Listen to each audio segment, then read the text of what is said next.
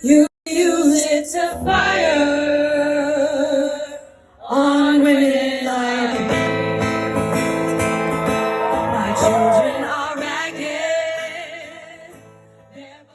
The Asia-Pacific Economic Corporation, or APEC, is an economic group established in the late 1980s to prompt economic growth and trade in countries around the Pacific. APEC holds an annual conference to address global challenges.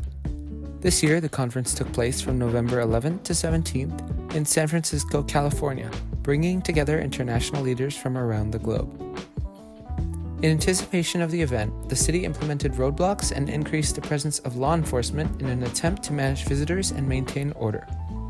Through the APEC conference, San Francisco hopes to garner more tourists and bring in future customers for its local businesses.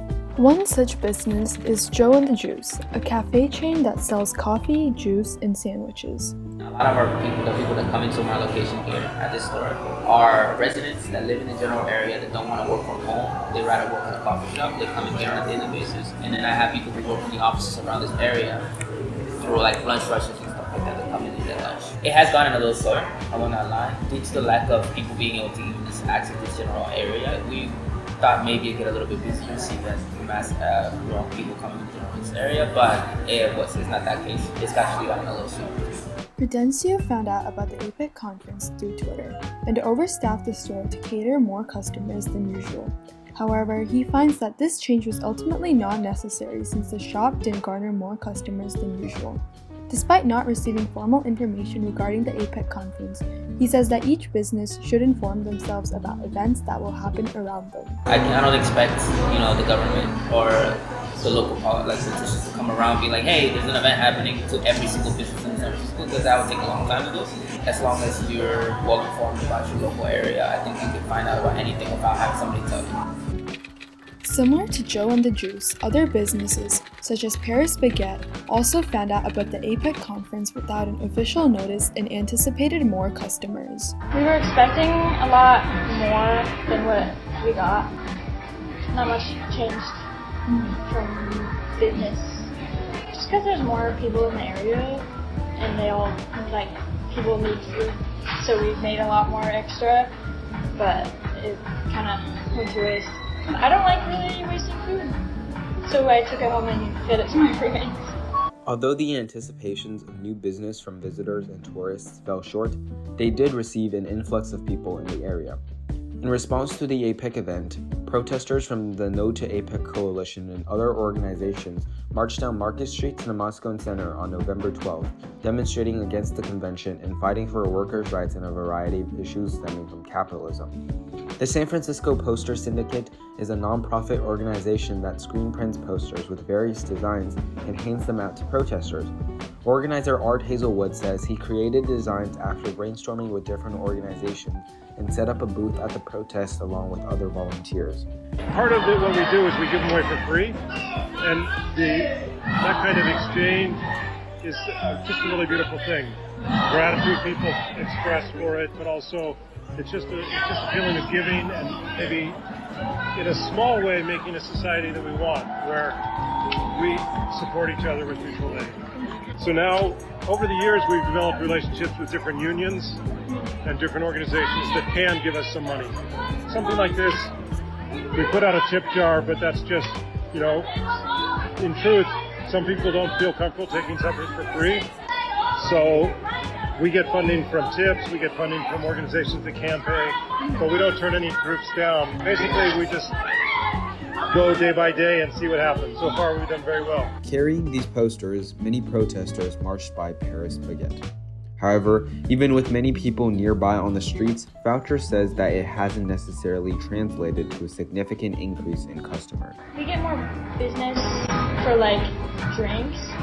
People don't really come in from a protest looking for food because it doesn't last very long, as far as I know. So yeah, we sell a lot of drinks, a lot of water, stuff like that. Likewise, Prudencio states that Joe and the Juice did not observe any changes since the protests took place far from the cafe. Again, we're pretty tucked in, pretty shielded from everything that happens within the city, I feel like. If something's happening in the city, we're kind of not hearing about it here. But Market Street definitely is more involved and more in touch with the city around it. So.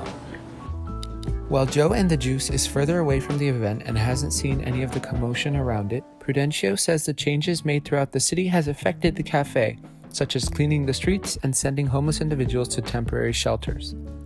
While crime, drug use, and homelessness have been consistent issues in San Francisco since the mid-1970s, the government only implemented measures to curb these issues recently, due to the APEC convention, sparking controversies in the process. I think it's surprising that for the longest time, people have been asking to get these streets clean, and then from one day to the other, they're able to make that change like nothing. And it just kind of shows that this whole time they could have made that change. I don't think they've given enough time to do this change. I feel like if they knew this event was happening a long time ago, they should have started this process a long time ago, instead of making the process as quickly as it's been done. Because I know that what we see on social media is not everything. Like, we see a lot of like, oh yeah, we're helping these homeless people with mini homes and like doing this and that.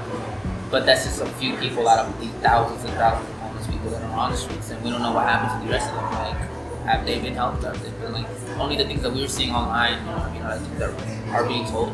We don't know what else is happening, you know what I mean? So like, it just seems kind of impossible to have that many like vagrants in San Francisco and have it from one day to the other need not. It's kind of insane.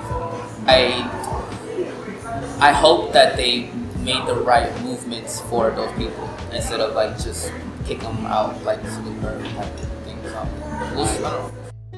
While the city strived to mitigate these problems prior to and during the convention, these problems have slowly made their way back, according to Cron 4 News.